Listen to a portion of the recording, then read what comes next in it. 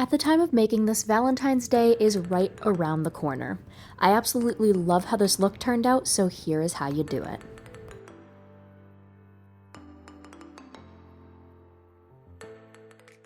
Starting off, the worst part is putting in some contacts. Now, I always put my contacts in first before I do my makeup because, not for nothing, they make my eyes water a bunch. If I were to put makeup on before putting these in, I'd end up ruining it. You can actually see later at the end of this video where I do end up taking out the contacts and my eyes were watering a bunch, and it kind of ruined the makeup a bit. Now to sketch out the entire piece of what I'm going to do before I put anything down. I'm sketching out this heart with this green pencil, and this is an eyeliner pencil, and this is really just going to help me figure out where I'm going to put everything before I put it down. The type of material that I'm going to be using is a pretty fast-acting type of compound, and this is Silicone Compound. This is from the Narrative Cosmetics brand. It's linked in the description below.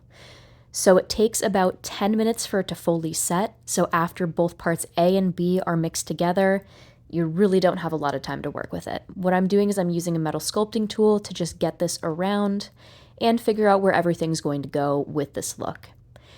Because I put down the guide prior, it's just so much easier to follow in comparison. If I didn't put this down, then I might not have been able to really fully and totally get this down in time and follow the actual shape of the heart that I wanted to. If you do ever end up using this type of product, keep in mind this stuff is pretty goopy when you first start off with it. It will run slightly, so you might want to wait a couple of minutes before you start to apply it. But again, you only have about 10 minutes to work with this before it is fully set. After it's on a warm surface, it sets a lot quicker too, so in reality, it's set in about 8.5 minutes to the point where I really couldn't move it around a lot. You can see as I'm working with this, it's getting slightly stiffer and it's not moving as much or dripping downwards. And I'm just using this metal sculpting tool to at least get that shape there, along with also take the edges, try to point it slightly, and then go back over everything where I made it look like my skin was just slightly torn up at the edges. As I was doing this too, I was slowly scraping away. And this was about 7 minutes after I applied it onto my skin, and you can really see that it's stiffened up a lot here. At this point too, with this type of material, I can start to go and actually get these peaks and different divots here to make it really look like it's torn up at the edges. As this starts to go and set, it's going to be harder to move around, and if I don't get to it this quickly, then I run the risk of actually peeling off the entire thing if I don't do this now. This type of material does actually sit on the skin pretty well if you use some sort of adhesive underneath it. Otherwise, really the only time you can work with it is until it fully and totally sets. You can't cut into it after, or it's just going to all peel off. Now I'm using a red base in the inner portion of where the heart is. Now, really the only thing that's going to stick to that silicone compound on the outer portion is some sort of grease type of makeup. This makeup, because it's water activated, is really not going to blend too much with it, but honestly that's okay because what I was trying to do, since I already blended some foundation in with it, my main goal was to kind of have it look a bit more tattered at the edges anyway, give it that kind of look like what ripped skin would look like, and let the makeup kind of just do what it was going to do and clump around the edges. Along with also to create those little tiny marks that look like when you would have maybe some water or something like that that's on a surface, which honestly does pretty much look like what it would look like on the outer portion of a cut. But hey, it came out great. I love how it came out. So now I'm just adding a bit more of this red too. I'm letting it drip down, and you can see as it's dripping, it's leaving those little tiny streaks, which is pretty much what I wanted it to do. I wanted to leave those little streaks as it went, because when it dried, this color looks pretty gross, and I love it. It's a lot of fun. It's a fun color.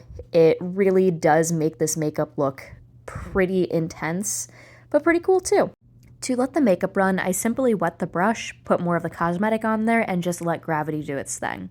Now I'm putting on some of this fake blood. This fake blood is an alcohol-based fake blood, and on the silicone compound, I've noticed that it doesn't fully and totally spread, which is great. It actually looks like it's slightly clotted, and it does stick to this type of medium. After that layer was down and dried, I went around the edges of where I put the silicone with a darker cosmetic. This was a mixture of a small bit of black along with also the red. And this is just going to make it look like there's a bit of shadow here, make that look a bit more realistic, and it really does just add a lot to this look. After I was done around the edges, which I was using my finger to go and blend some of this out and get into some of those divots that were there, just to make some of those areas pop a bit more, give a bit of shadow. Then I moved on to putting some little hearts around my face. These two-dimensional hearts mixed with the three-dimensional heart that I put over where my eyes are really does pull this look all together. And if I were to have put on a wig, I would say this was kind of along the lines of almost like a Queen of Hearts-based makeup. I also wanted to make sure these hearts dripped, but more like a horror-type Queen of Hearts makeup. I wanted to make all of these drip a bit more, just like I did for the larger one. Use the paintbrush just like I did the makeup brush. That was slightly wet, let gravity do its thing, and just let everything run. Here was the final makeup look. I love how this turned out. It's really cool, but it looked even cooler with some of these LED lights. Thank you all so much for watching. Please enjoy me taking this makeup off in just a few seconds.